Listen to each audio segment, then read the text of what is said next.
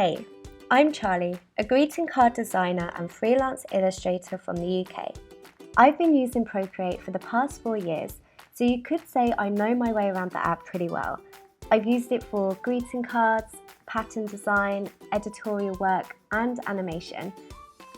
I'm so excited to be sharing all my tips and tricks that I've picked up over the years. Today's class is going to be all about creating a stylized scene in Procreate.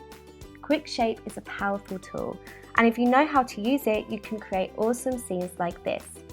This class is jam-packed full of exercises, walkthroughs, and tips to speed up your workflow. I've included fun and actionable exercises to get you feeling confident using the Shape tool. I'll show you how to add balance and depth to your illustrations, what to look out for when picking reference photos, and my exact process from start to finish of how I build up my scenes. For your class project, I want you to create a scene with a cat in it, and as a special bonus, I'll be showing you how to animate it using Animation Assist. Thanks so much for enrolling in my class. I'm so excited to have you here.